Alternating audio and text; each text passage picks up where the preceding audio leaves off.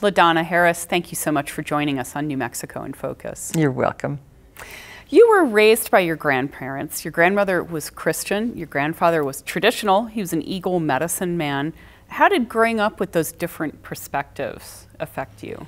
But it's what turns out to be a wonderful upbringing, because Papa, he also was peyote, peyote culture as well. And we grew peyote on the farm.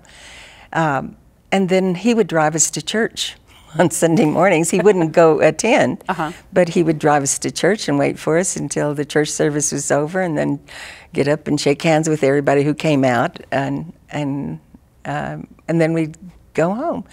And he would, in the evenings when the sun was going down, would sit and sing his peyote songs. And I think what that gave me was an acceptance of other people's religious views. And I thought that was so good, because I talked to him one time and asked him, because when some preachers, traveling preachers, were coming through, they would say everybody's going to hell if they don't do just like us. And so I said, does it make you feel uncomfortable, Papa? And he answers in Comanche when I talk to him. And he said no, he didn't. He said, just remember, he was teaching me, he said, just remember that you should never take someone's religion away from them, because it will hurt them, but more importantly, it'll hurt you. And so that was that diverse upbringing gave me a great appreciation for all the different ways people have religious fervor or interest. So it was a very good thing. I really appreciated it. You've spoken publicly about growing up with dyslexia. How did that challenge influence you at school and then later on in life? Well, again, it was a horrible thing, because nobody knew what it was at the time I was going through, and I failed the first grade. And I had a good second grade teacher who recognized that there was something, but I learned to study the teachers, and then I would give them what they wanted through their tests, because I tried to write the answers, but sometimes words were left out and all misspelling. And they would talk to me about it and said, why don't you try to get some more spelling background? And of course, I didn't know what was wrong with me either. I thought maybe I just didn't know how to spell. And so I would study them, and I would figure out ways of responding to them, maybe not necessarily through the test, but whatever other systems that were available to me, to convince them I knew what they were teaching me, understood it, and really liked it, and just became very intimate friends with my teachers.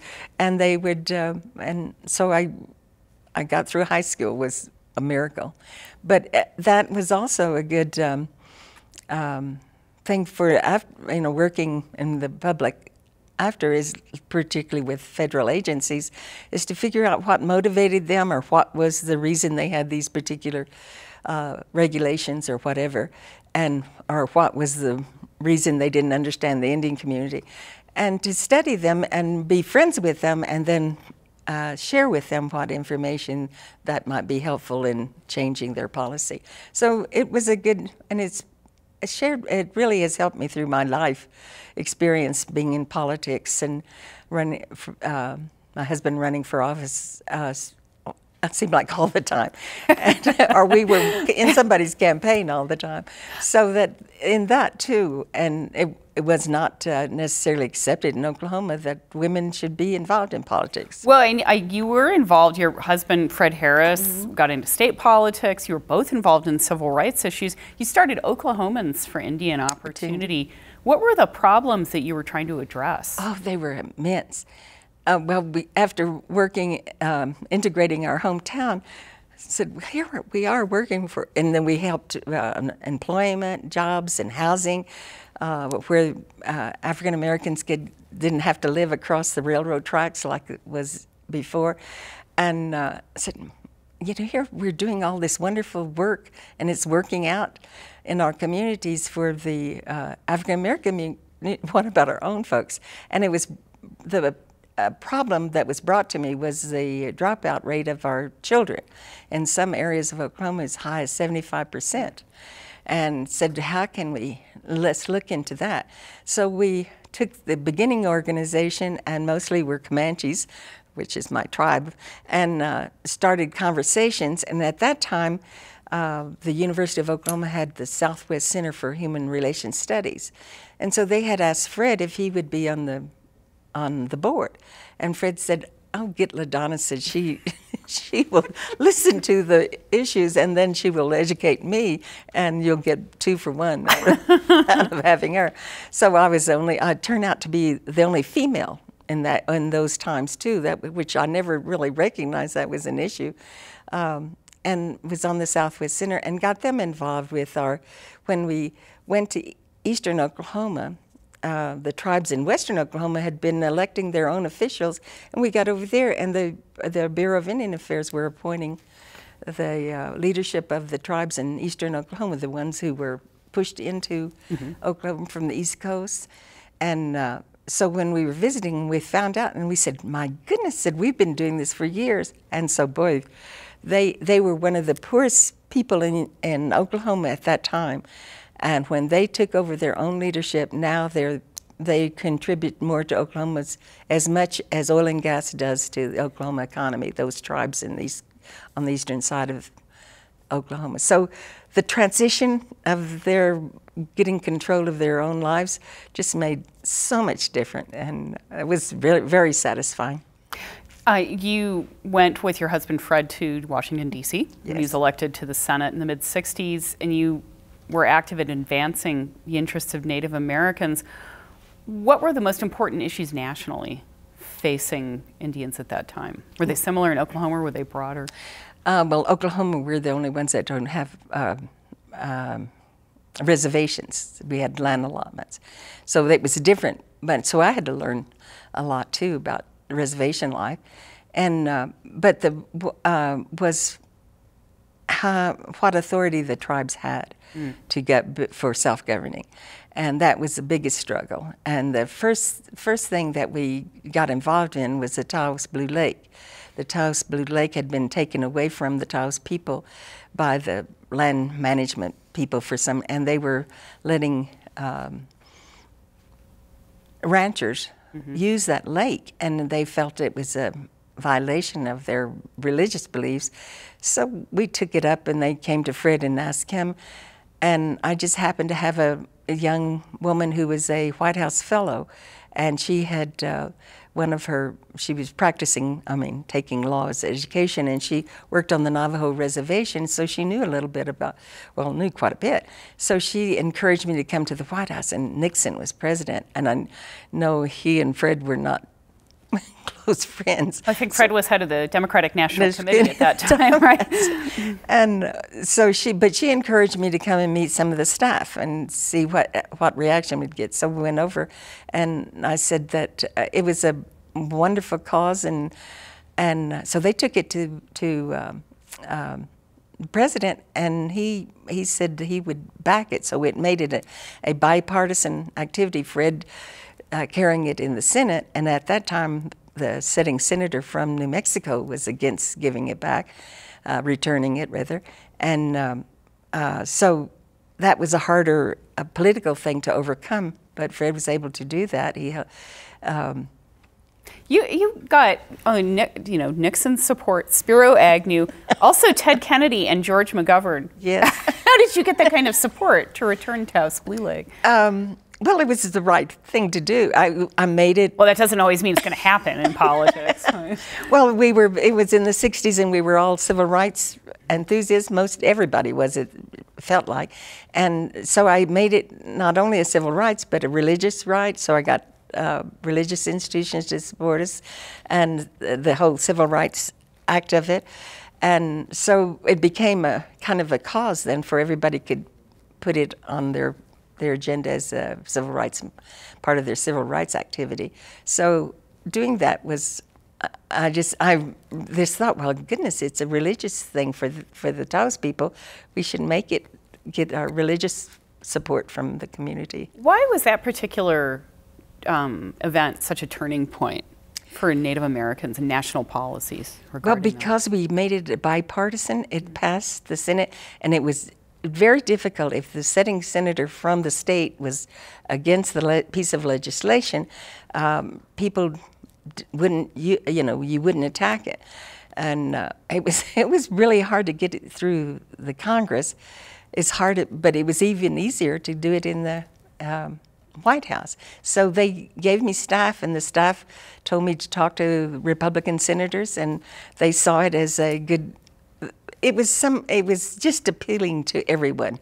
Here, to see the Taos people come to Washington in their way they dress, and they look so handsome and noble, that they were great for their cause too. And so it was their action as well as ours, the combination.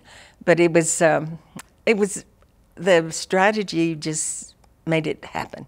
One of the ways you sort of convened people in Washington was through dinner parties. And talk about that strategy and why that was effective. Well, in that time, there wasn't this party separate. Well, there was Republicans and Democrats, and then the journalists. You always had to have them involved. So you had small dinner parties, and if you usually had an issue that you were inviting other members of the Senate or Congress, whoever on that committee who was important to the cause, we would have a small dinner party, and then and I was lucky to convince, or he felt sorry for me, I think. It was the maitre d' of the Senate restaurant in the Capitol building, and he would always show me favor about getting seats in the dining room in the Capitol building. So I asked him if he would help me, because I'm from Cotton County, Oklahoma, and I didn't know how to do dinner parties like this more in a formal way. And so he came and did all the food for me. So I had to work magic with. I had to have a lot of help from a lot of good people. And so they went off real well, and you had the people that you wanted to influence for the legislation, and you had the journalists there who was going to make stories out of it or whatever. And the administration had a boat that they would take if they were having legislation. Really? And invite you, yes, to go on this. And we were, Stuart Udall was still head of Interior, so we knew a lot of the cabinet members, so we were always invited kind of as the substitute or the extra senators to go on the boat. You didn't take the same stance in the 60s as some of the more radical groups like the American Indian Movement or AIM, but you used sort of this other approach, sort of convening people. Did you receive criticism for that? No, because their first offices were in the same building. They came where we had located, and so we knew each other. Mm-hmm. So we were all friends. And I was as radical as they were, but I just had a different technique of convincing people they should, rather than. And so I don't remember receiving any criticism, because they were friends. They were all friends of ours, and. So it worked out. They could, and it helped us in many ways, and several times AIO had to get them out of situations they get themselves into. So we played good games together. Good operations, and helped each other. I know that 60s, especially the war on poverty, helped create a new generation of indigenous leaders. Yes, and it was I give.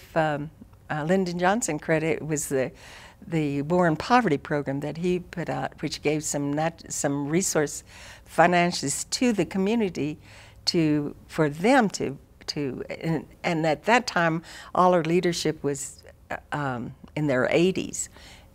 Wow! I hadn't talked to them. So that was about.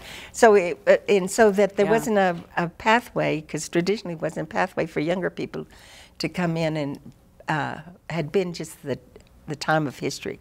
And so so what we did, it allowed us to do the community organizing, and that was what we did in Oklahoma. Oklahomans for Indian Opportunity was just community organizing and get them stimulated on looking at the dropout rates of our children and all the different other problems to work with the university on their education. And so it worked out.